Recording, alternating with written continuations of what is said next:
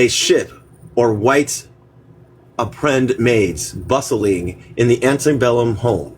Textbooks, memoirs, and movies continuously reinforce the notion that slaves were black Africans imported into the New World.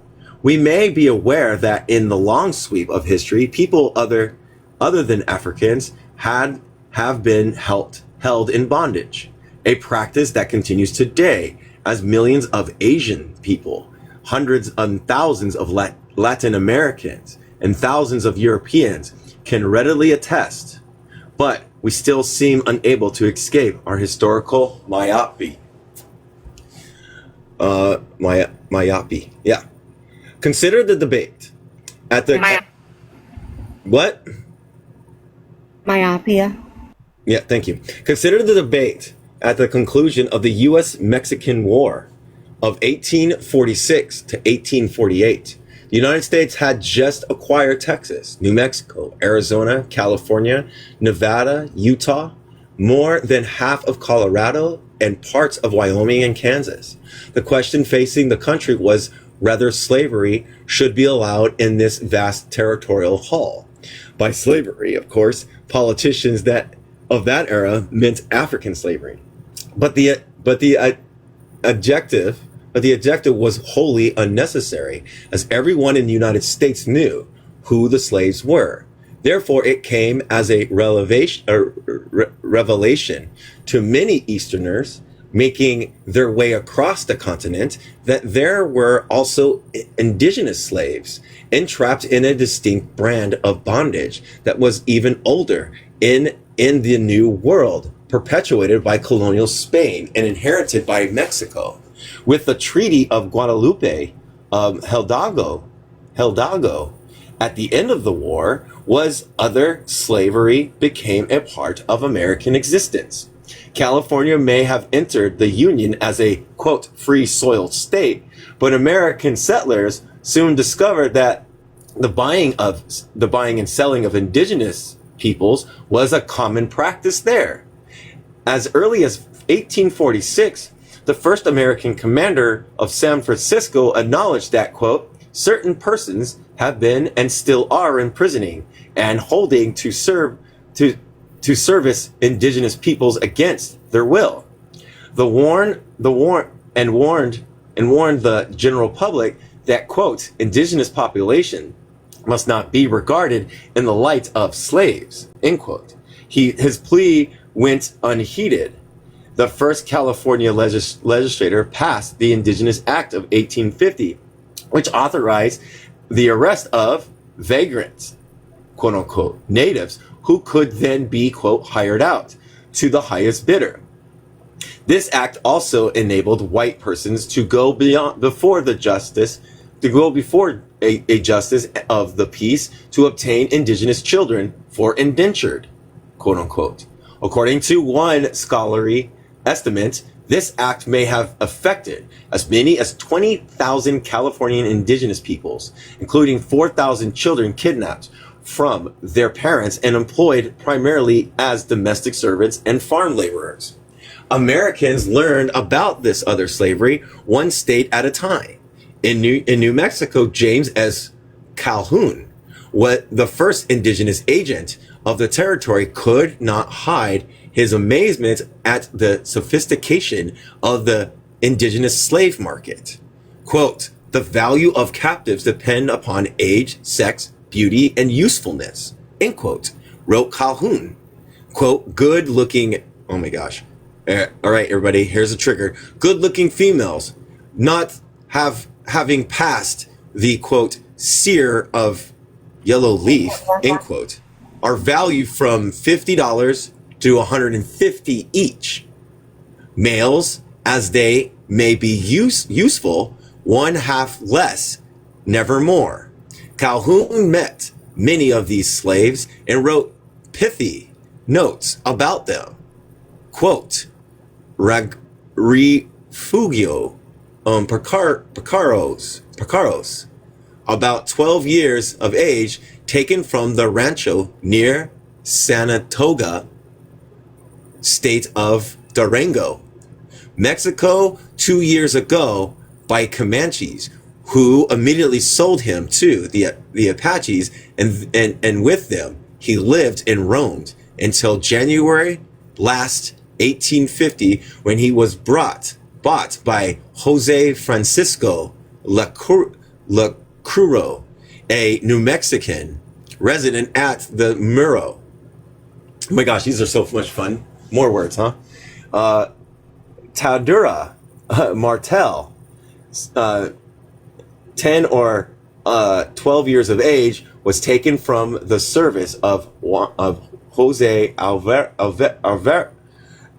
Alvarado near Salitio, Mexico, by Apaches 2 years ago, and has remained the greater portion of the time on the west side of Rio de Norte.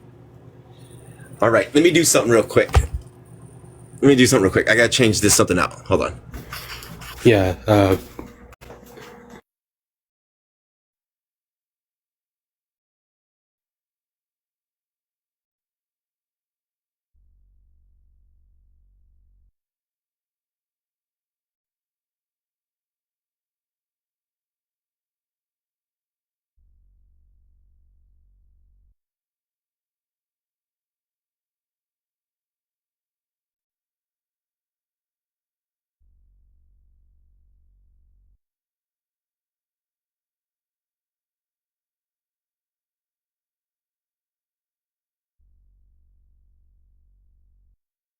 Called again? Oh my gosh, I already forgot it. It's the other slavery, right?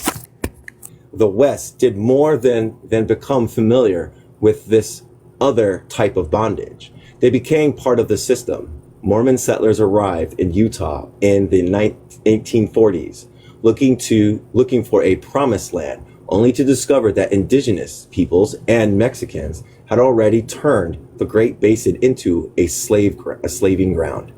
The area was like a gigantic moonscape of bleached sand, salt flats, and mountain ranges inhabited by small bands no larger than extended families. Earlier travelers to the West did not hide their contempt for these, quote, I don't know if I can say that,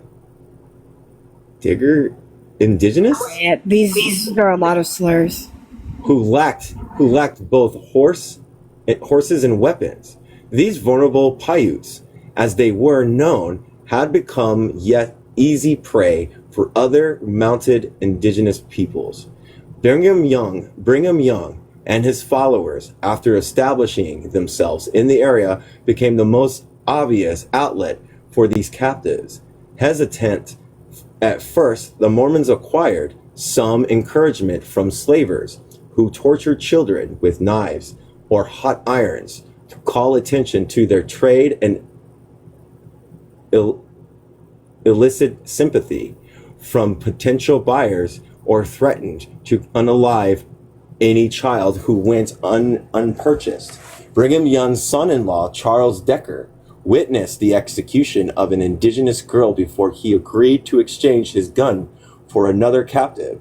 In the end, the Mormons became buyers and even found a way to rationalize their participation in this human market.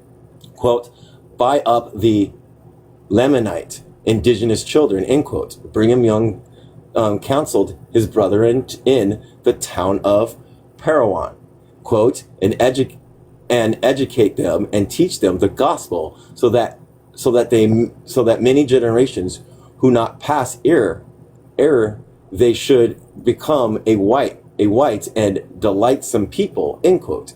This was the same logic Spanish conquistadors had used in the 16th century to justify the acquisition of indigenous slaves. The beginning of this other slavery are lost in the mist of time. Native peoples such as the Zapotecs, the Mayans, and the Aztecs took captives to use as sacrificial victims.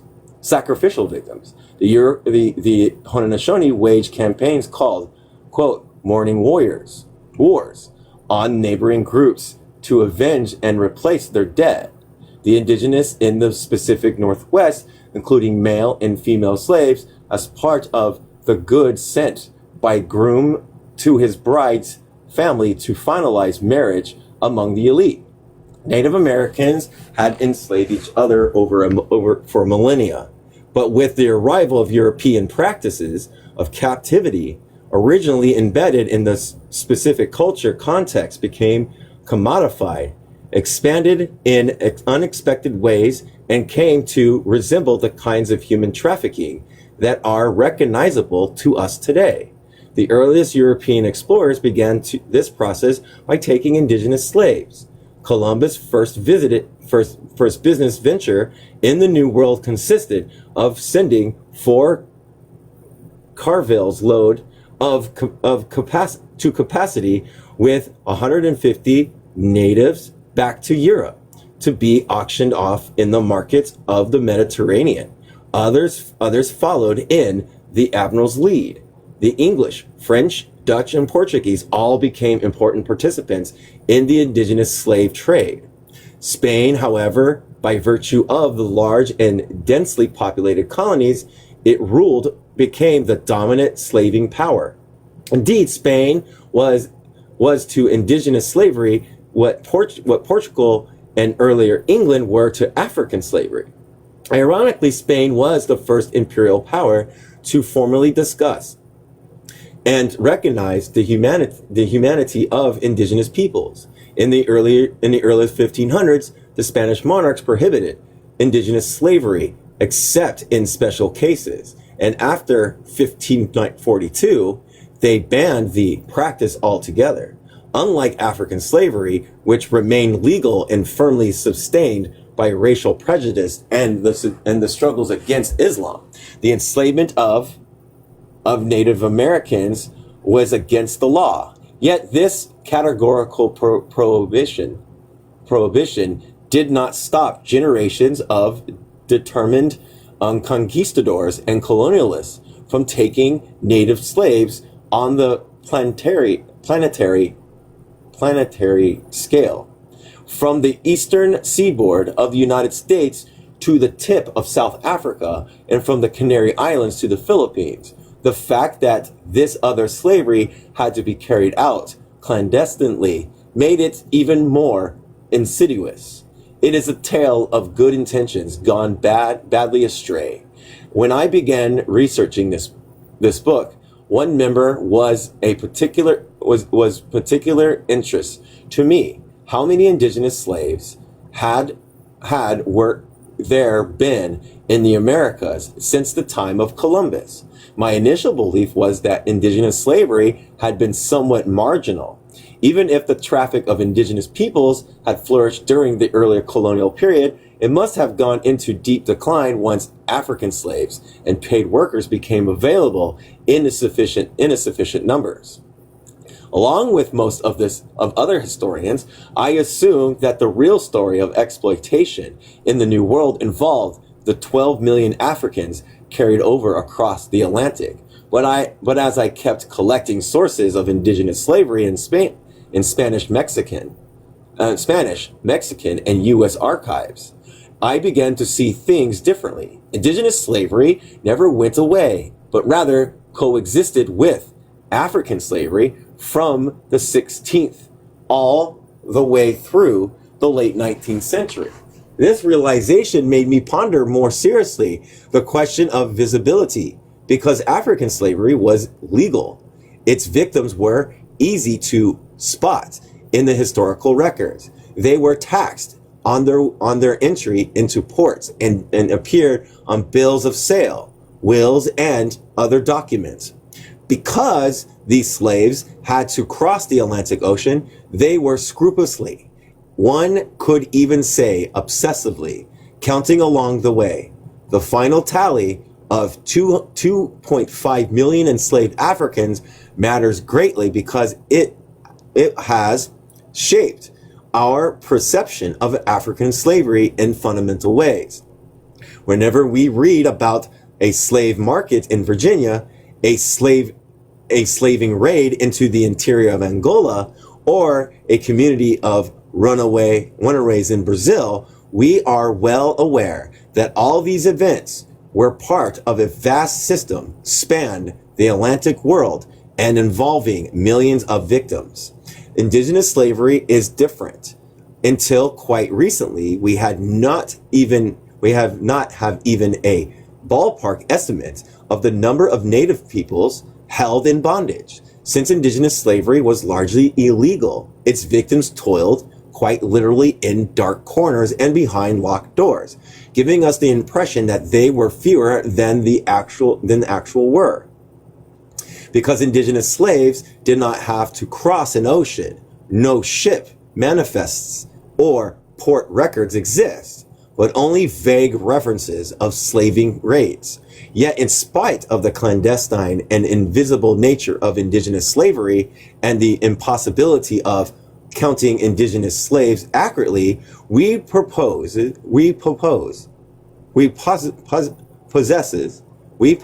a sizable and continuous paper trail. Historians working on all regions of the New World have found traces of traffic of indigenous slaves in judicial proceedings, official inquiries, and casual mentions of raids and indigenous captives in letters and assorted documents. Considered in isolation, a couple of hundred indigenous peoples here and there do not seem to amount to much. But once we contemplate the breathtaking geographic scope of this traffic and consider its full chronological sweep, the numbers are astounding. If we were to add up all indigenous slaves taken in the New World from the time of Columbus to the end of the 19th century, the figure would run somewhere between 2.5 to 5 million slaves. Such large numbers of enslaved indigenous peoples not only approximate the African tragedy in sheer scale, but also reveal an even more catastrophic result in relative terms. Without question, both Africans and indigenous peoples lost incommensurably, yet broad comparison between the two slaveries, still incipient and subject to revision, can provide some useful context. At the height of the transatlantic slave trade, West Africa suffered a population decline of about 20% as it went from about 25 million in 1700 to roughly 20 million by 1820. During this time, some 6 million Africans were shipped to the New World, and at least 2 million died in raids and wars related to the traffic of slaves. I like how this author is not reducing African enslavement, not reducing chattel slavery. I like that they go, they're doing the contrast and they're validating the other slavery. I like it. In absolute numbers, this human loss was tremendous, but in relative terms, indigenous people of the New World experienced an even more catastrophic decline in the 16th and 17th centuries. In the Caribbean, based along the Gulf Coast and across large regions of northern Mexico and the American Southwest, native populations were reduced by 70, 80, or even 90% through the combination of warfare, famines, epidemics, and slavery. Biology, is that biology? Yeah, biology gets much of the blame of this collapse. But as well as we shall see, it is impossible to disentangle the effects of slavery and epidemics.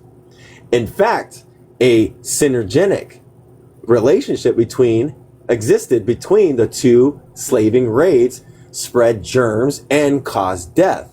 Decreasing slaves needed to be replaced, and thus their deaths spurred additional raids.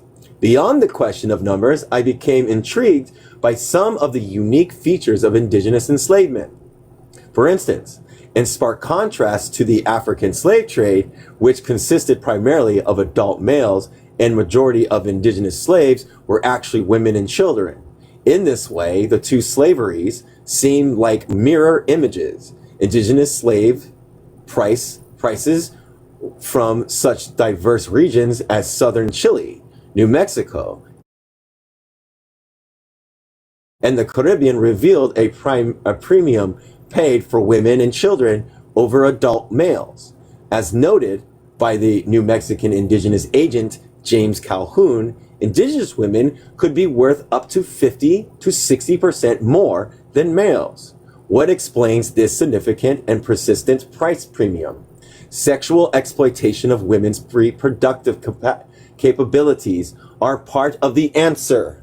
Yes.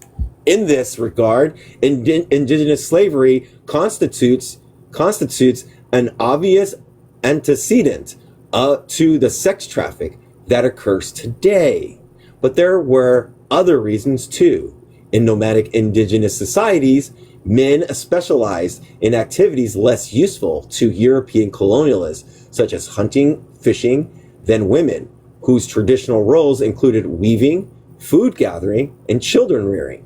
Some earlier sources also indicate that women were considered much better suited to domestic service, as they were thought to be less threatening in the home environment.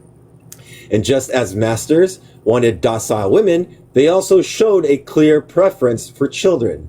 Children were more adaptable than grown-ups, learned languages more easily, and in the fullness of time could even identify with their captors. Oh, the grooming.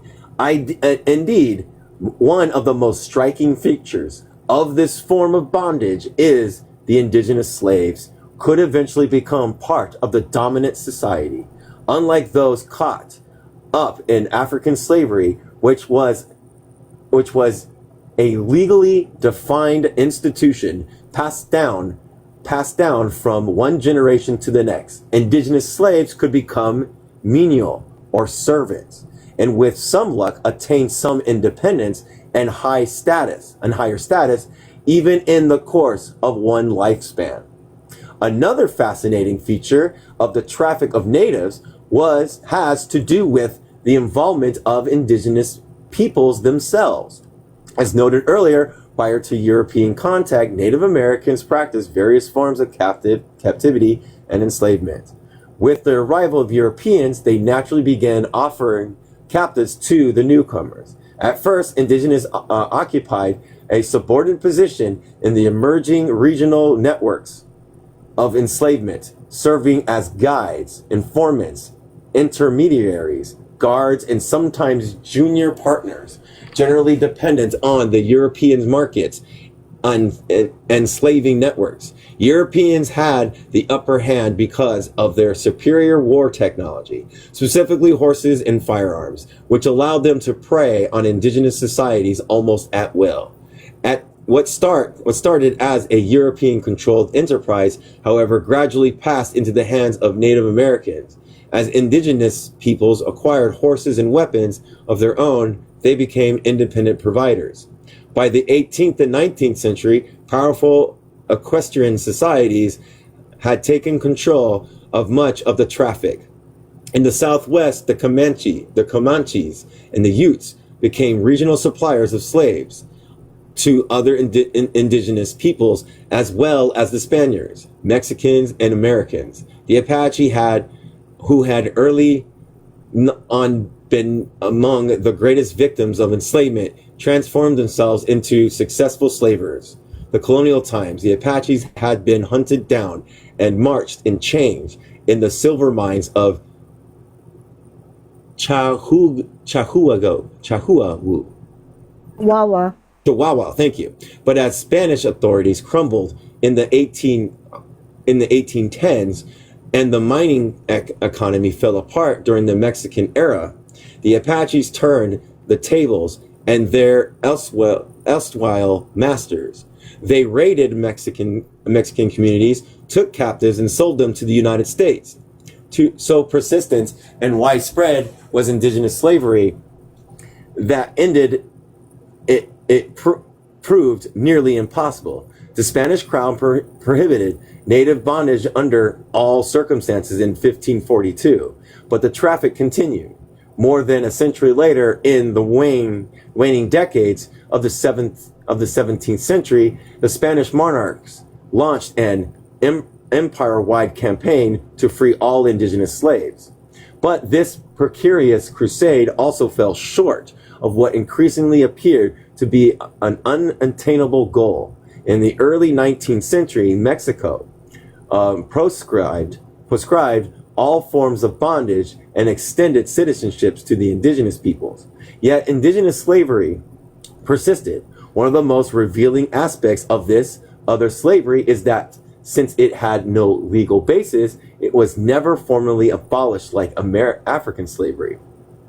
But we all know that that's not even abolished. After the Civil War, the U.S. Congress passed the 13th Amendment prohibiting both slavery and involuntary servitude. Although the inclusion on the latter term opened the possibility of liberation of all indigenous held in bondage, in the end of the U.S. Supreme Court adopted for a narrow interpretation of the 13th and 14th Amendments that focused on African Americans and generally excluded indigenous peoples. It would acquire an involvement of Congress, President Andrew Johnson, and some of the most dedicated abolitionists and colorful figures of the post-Civil War era to bring some relief to a people who had long been subjected to one of the worst forms of bondage. Even so, the other slavery continued through the end of the 19th century and in some remote areas well into the 20th century. Disguised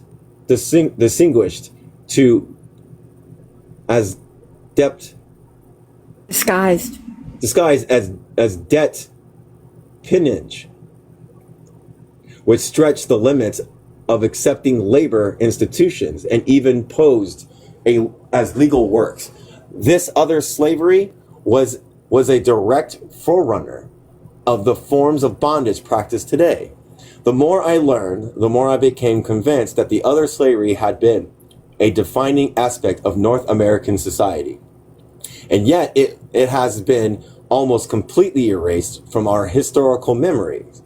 At last count, there were more than 15,000 books on African slavery, whereas only a couple of dozen specialized monographs were devoted to indigenous slavery. To be sure, scholars of Latin America have broached the topic of labor coercion in considerable detail, but such work is often subdivided under various fabrics such as the encomiendas, grants of indigenous peoples given to, oh my gosh, here's Muratora, I can't say that word, Miratores, Spanish overlords, and repartamentos, expulsory labor drafts to which indigenous peoples were subjected, which are generally distinguished from the outright enslavement. The end result is a failure to grasp the common thread running through all these institutions and gain a better appreciation of their combined scope. The consequences are plain, visible today. Whenever the conversation turns to slavery, people typically imagine black slaves. Hardly ever does anyone think of indigenous peoples. It is as if each group fits into a neat historical package. Africans were enslaved, and indigenous either died off or were dispossessed and confined to reservations. Such an oversimplification is troublesome because indigenous slavery actually explains a great deal about the shared history of Mexico and the United States and casts new light on even familiar events. If we want to find answers to such very questions as why the Pueblo indigenous peoples launched a massive rebellion in 1680 and drove the Spaniards out of New Mexico, why the Comanche and the Utes became so dominant in large areas of the West, why the Apache chiefs, Geronimo, hated Mexicans so much why Article 11 of the Treaty of Guadalupe, Hidalgo, prohibit Americans from purchasing, quote, Mexican captives held by the S-word tribes. Why California, Utah, and New Mexico legalized indigenous slavery, disguising it as servitude or deponage. Or why so many Navajos, which is Dene, appeared in New Mexico baptismal records and in the aftermath of Colonel Kit Carson, Dene campaign of 1863 to 1864. We have to come to terms with the reality of the other slavery. Anyone who reads about the history of the northern Mexico or the American Southwest will invariably run into indigenous rebellions prompted by exploitation, raids on indigenous communities, and labor coercion. And yet, it remains hard to see the forest for the trees, lacking the sense of overarching systems of enslavement. It is impossible to put such scattered and localized practices in their proper places, just as it would be extremely difficult to make sense of kidnapping or intertribal warfare of West Africa without reference the transatlantic slave trade. With the other slavery, I hope to provide a broad but detailed portrait of the system of native enslavement that loomed over North America for 4 centuries and is a key missing piece to this continental history. Before embarking on this exploration, I feel compelled to issue 2 caveats. First, this book doesn't offer a running history of indigenous slavery in the Western Hemisphere. Such a gargantuan task, the equivalent of writing the history of African slavery in the New World, could not be accomplished in 20 or even 50 volumes. Instead, I focus on some areas that experience intensive slaving. Thus, the story begins in the Caribbean, continues through central and northern Mexico, and ends in the American Southwest. All occasional glimpses of the larger context. Even within this restrictive geography, I limit myself to examining moments when the evidence is particularly abundant and when the traffic of indigenous peoples underwent significant change. The second caveat concerns the definition of indigenous slavery. Who exactly counts as an indigenous slave? The honest answer is that no simple definition is possible. Although some scholars of African slavery have attempted to specify and defining qualities of a peculiar institution, such as an exercise is very difficult to complete when confronted with the extremely variable labor practices in which Native Americans were subjected. Initially, indigenous slavery was legal, and therefore the victims of this traffic were clearly labeled as slaves in the documentation. Yeah. But after the Spanish crown prohibited the enslavement of indigenous peoples, owners resorted to a variety of labor arrangement terms and subterfuges, such as commodities, repartimentos, convict leasing, and debt ponage to get around the law, so loopholes. Although these forms of labor are impossible to fit into the simple definition, they generally shared 4 traits that made them akin to enslavement: forcible removal of the victims from one place to another, an inability to leave the workplace, violence or threat of violence to compel them to work, and nominal or non-pay. Like a deadly virus, indigenous slavery mutated into these strains and became extraordinarily resistant through the centuries. In this book, therefore, I use the phrase, quote, the other slavery, in the double sense that it targeted Native Americans rather than Africans, and that it involved a range of forms of captivity and coercion.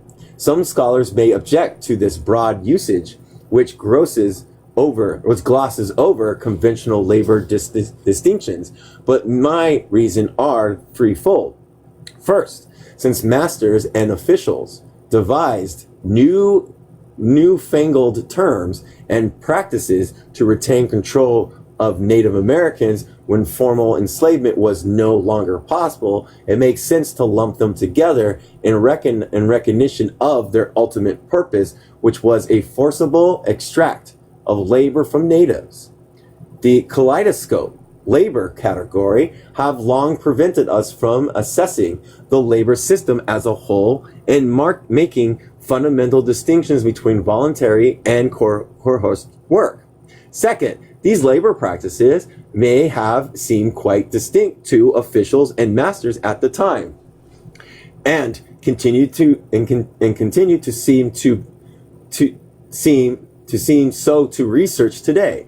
But they are decidedly less so to the victims themselves, who experience the everyday reality of labor coercion with little or no compensation, rather on the account of debt because they had allegedly committed a crime, or for some other circumstances. The third reason is that a similar multiplicity of coercive arrangements is still prevalent today in what is often called, quote, the new slavery, end quote, of humans. Instead, there are several related practices adapted to different regions of the world and types of trade, such as sex trafficking of children or child labor.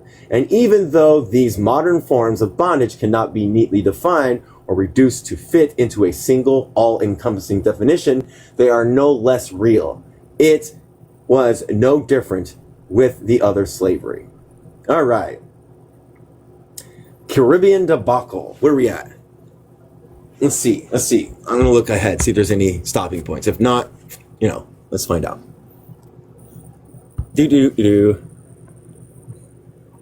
That's page 18. Well, there is. Admiral's first scheme. All right, so what does everybody think so far of the introduction? Should we continue?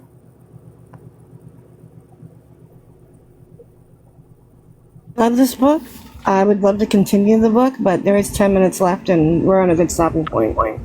What about you, Dooley? I would agree that this is a good stopping point.